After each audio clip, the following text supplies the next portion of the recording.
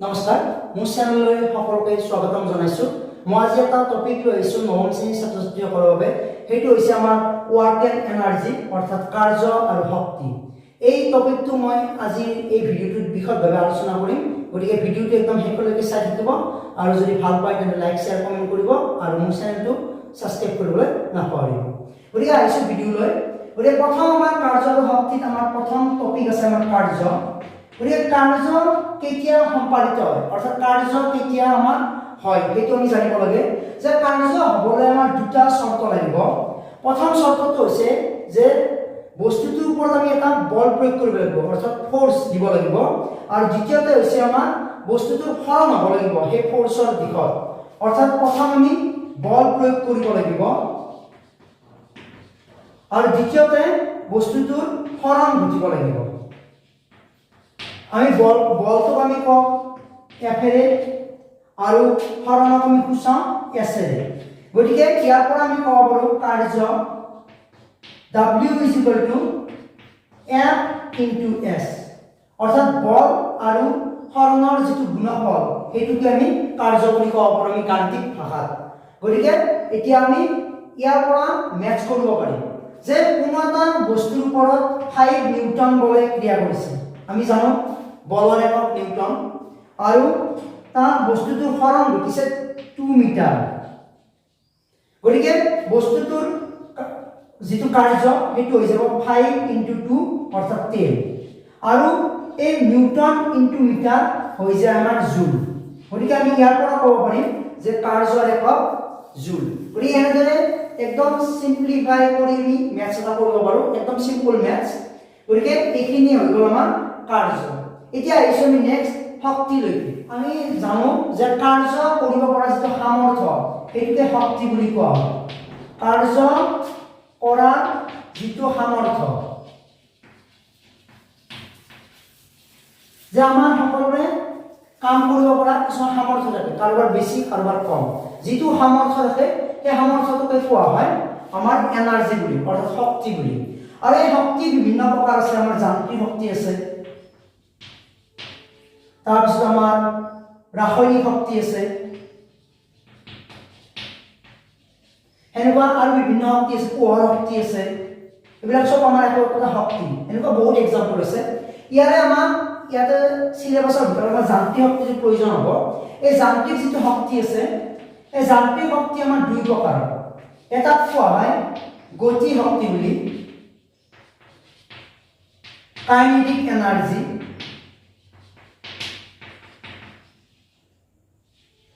আৰু এটাক কোৱা হয় স্থিতি শক্তি বুলি, আৰু যাক ইংৰাজীতে কোৱা হয় পটেনচিয়েল এনাৰ্জি।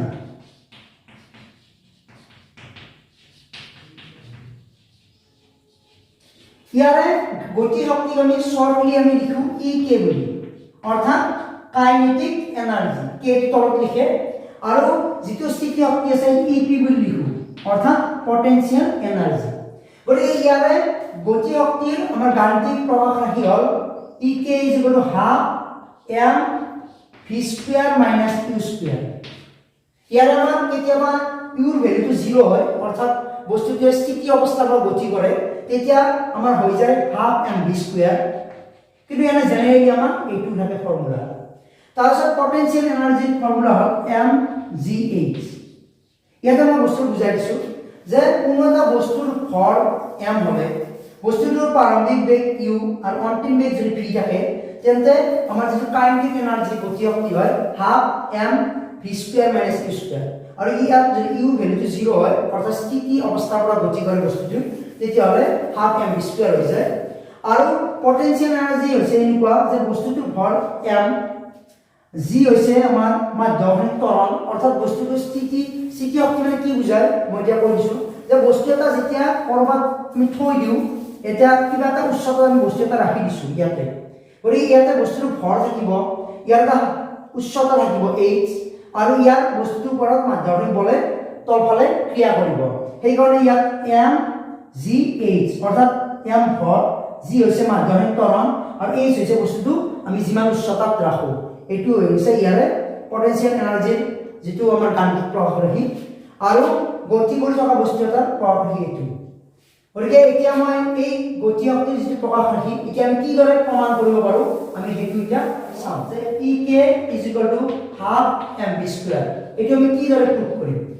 গতিকে আমি প্ৰথমে গম পাইছোঁ যে w f ইনটু s, গতিকে বল ইনটু হৰণ।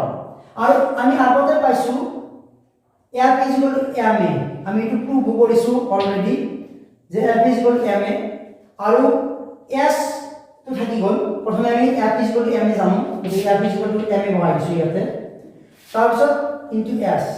আৰু আমি যিটো গতি পাঠ আছে তাতে এটা ফৰ্মুলা আছিল 2as v² minus u²। এই v² minus u² 2as, এই ইয়াৰ পৰা আমি s ৰ ভ্যালুটো উলিয়াই পেলাই ইয়াতে বহাব লাগিব। গতিকে এটা কি হ'ব আমাৰ s v² minus u² divided by k is 2a। ইয়াতে যে আমি এইটো বহাই দিওঁ ma into v² minus u² divided by 2a। আৰু ইয়াৰে গতিৰ যি তিনিটা ফৰ্মুলা আছে মই এই তিনিটা ফৰ্মুলা মই অলৰেডি প্ৰুভ কৰি দিছোঁ ইয়াৰে আগৰ ভিডিঅ'ত। গতিকে তোমালোকে যদি চোৱা নাই তেতিয়াহ'লে চাই ল'বা, মই ইয়াৰ ডেছক্ৰিপশ্যন বক্সত মই দি দিম তাৰ লিংকটো। গতিকে এতিয়া আহিছোঁ আমি ভিডিঅ'লৈ। গতিকে এইটো হৈছে s this, এইটো আমি ইয়াতে বহাই দিছোঁ। ইয়াতে a কেনচেল হৈ যাব, গতিকে আমি ইয়াৰ পৰা লিখিব পাৰিম m v² minus u² divided by 2। আৰু ইয়াতে যে 2টো আমি আগত লৈ আহোঁ এনেকৈ half m v² minus u², এইটো হৈ গ'ল আমাৰ কাৰ্য w। আৰু এইটোকে আমি w যদি লিখিব পাৰিম আমি ek বুলি, যদি বস্তুটোৱে কি কৰে স্থিতিশীল অৱস্থাৰ পৰা গতি কৰে। যদি স্থিতিশীল অৱস্থাৰ পৰা গতি কৰে বস্তুটোৱে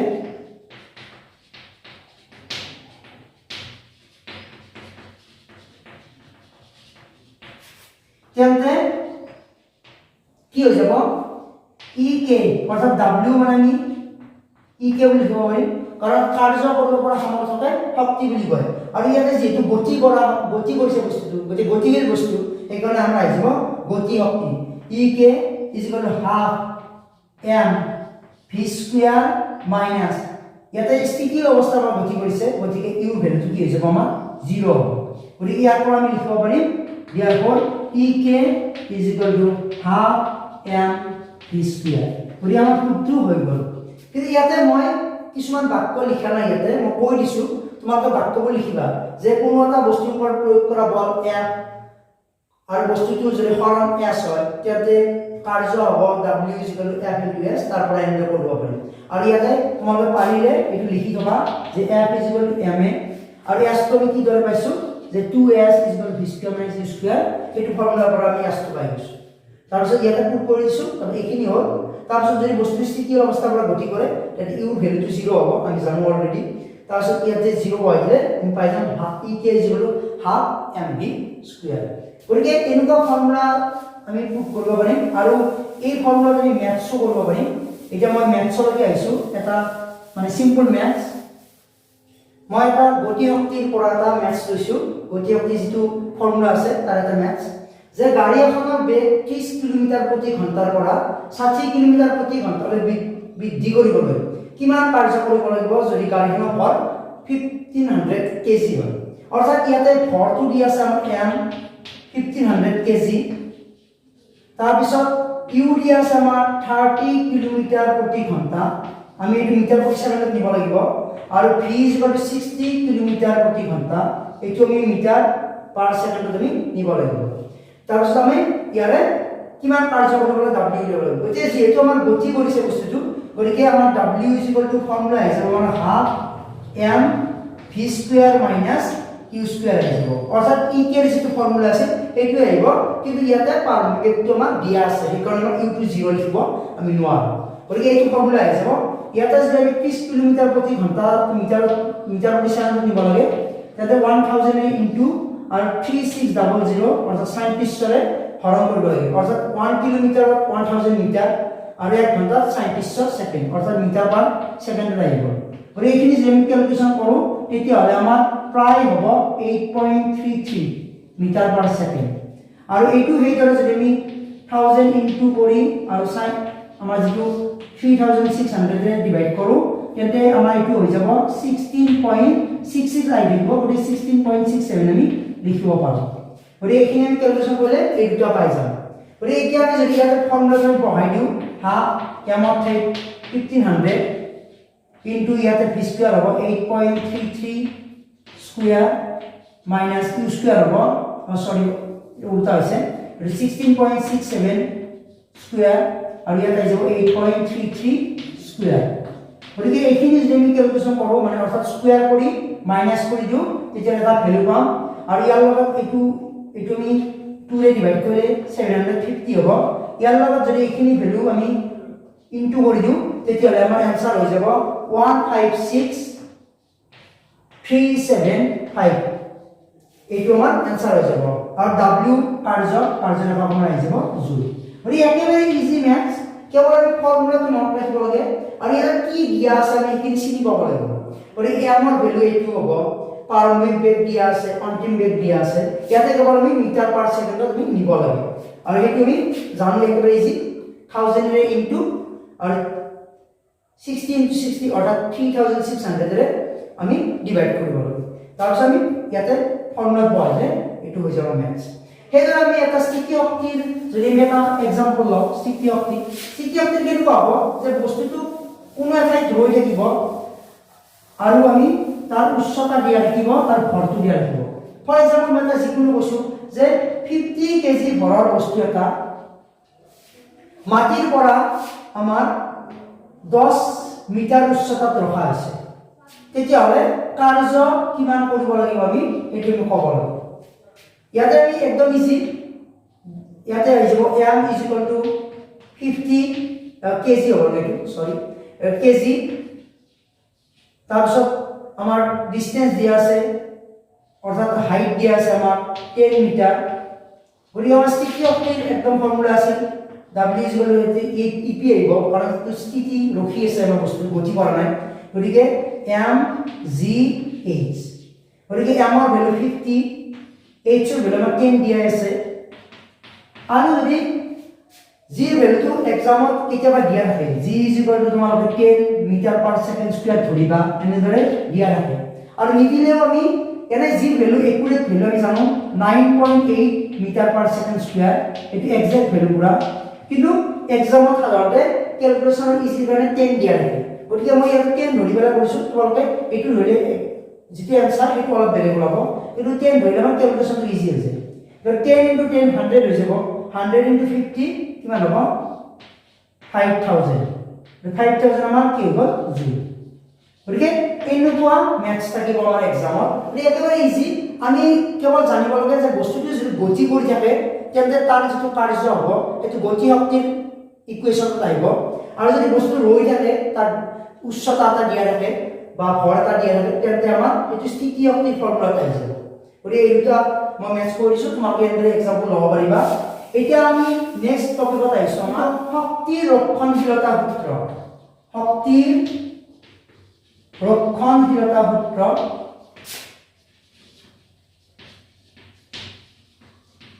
শক্তি ৰক্ষণশীলতাৰ সূত্ৰটো কি হয় যে শক্তি আমি সৃষ্টিও কৰিব নোৱাৰো বিনাশও কৰিব নোৱাৰো তাক কেৱল আমি এটাৰ পৰা আনটোলৈ ৰূপান্তৰ কৰিব পাৰো মানে কেৱল আমি এটাৰ পৰা আনটোলৈ এক্সচেঞ্জ কৰিব পাৰো অৰ্থাৎ যান্ত্ৰিক শক্তিৰ পৰা আমি কি পাৰো তাপ শক্তি পাব পাৰো বা আমি বিদ্যুৎ শক্তিৰ পৰা যান্ত্ৰিক শক্তি পাব পাৰো সেইদৰে কেৱল আমি তাক এক্সচেঞ্জ কৰিব পাৰো তাৰ আমি সৃষ্টিও কৰিব নোৱাৰো ধ্বংস কৰিব আমি নোৱাৰো গতিকে এইটো আমাৰ শক্তি ৰক্ষণশীলতা সূত্ৰ আৰু ইয়াৰ পৰা আমি ক'ব পাৰো যে যিটো আমাৰ কাইনেটিক এনাৰ্জি আছে আৰু যিটো আমাৰ পটেনশিয়াল এনাৰ্জি আছে এই দুটাৰ ভ্যালু সদায় কনস্ট্যান্ট হৈ থাকে সামেশন অৰ্থাৎ যদি কাইনেটিক এনাৰ্জি যদি বঢ়াই দিও তেতিয়া হলে পটেনশিয়াল এনাৰ্জিটো কমিব আৰু পটেনশিয়াল এনাৰ্জিটো যদি বাঢ়ি যায় তেতিয়া হলে কাইনেটিক এনাৰ্জিটো কমিব অৰ্থাৎ দুটাৰে যিটো সাম থাকিব সেইটো সদায় কনস্ট্যান্ট থাকিব অৰ্থাৎ ধ্ৰুবক থাকিব তাৰ ভ্যালুটো চেঞ্জ নহয় গতিকে এইটো হৈ গ'ল আমাৰ শক্তি ৰক্ষণশীলতাৰ আমাৰ গাণিতিক প্ৰকাশ ৰাখি এটা লাষ্ট টপিক আছে তোমালোকৰ ক্ষমতা পাৱাৰ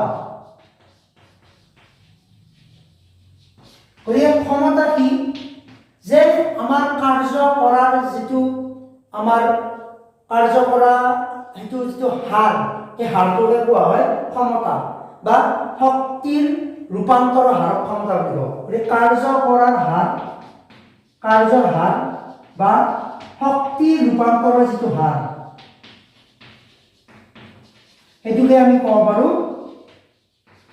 ক্ষমতা বুলি অৰ্থাৎ আমি লিখিব পাৰো ক্ষমতা power is equal to w divided by t অর্থাৎ ক্ষমতা আমি p পাওয়ার বুলি কও w মানে আছে কার্য আর t মানে সময় আমি জানো হার বুলি বলে সময়ৰে ডিভাইড কৰিব লাগে ওৰে কাৰ্য কৰা যেটো হাৰ অৰ্থাৎ কাৰ্য আমি সময়ৰে যেটো হৰণ কৰি দিও তেতিয়া হলে কি পাই আমি ক্ষমতা আৰু ক্ষমতাৰ একক তোমালোকে মনত ৰাখিবা ক্ষমতাৰ একক হৈছে ওয়াট ইয়াক w ৰে সূচিত কৰা হয় w a double t watt ইয়াকে w ৰে লিখা হয় আৰু ইয়াৰে আমাৰ ইয়াৰ পিছৰ টপিকটো নালাগে কিন্তু তথাপি তোমালোকে মনত ৰাখিবা শক্তিৰ যেটো আমাৰ ব্যৱহাৰিক একক আছে শক্তিৰ ব্যৱহাৰিক একক এটো হৈছে আমাৰ কিলোৱাট ঘণ্টা kWh বা আমি ইয়াক ইউনিট বুলি কওঁ ওৰে শক্তিৰ ব্যৱহাৰিক একক হৈছে আমাৰ কিলোৱাট ঘণ্টা ইয়াক ইউনিট বুলি কোৱা হয় আৰু 1 unit is equal to 3.6 into 10 to the power 6 joule হয় এটো তোমালোকে মনত ৰাখিবা 1 unit 3.6 into 10 to the power 6 joule ওৰিকে তোমালোকক পাৱাৰৰ পৰা কিবা ম্যাথ দিব পাৰে যেনেকুৱা মই এটা एग्जांपल কৈ দিও যে কোনো এটা কাৰ্য বা শক্তি আমাৰ লাগিছে কোনো এটা কৰোতে আমাৰ 50 জুল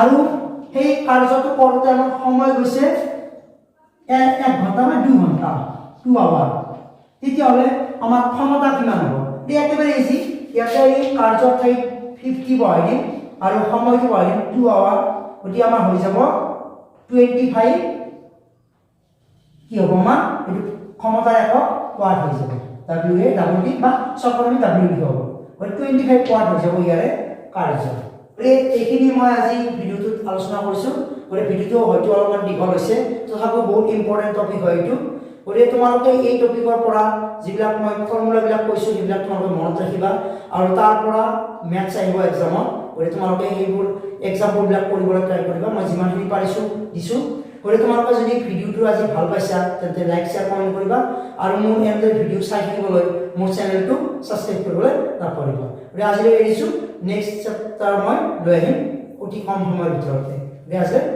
নমস্কাৰ।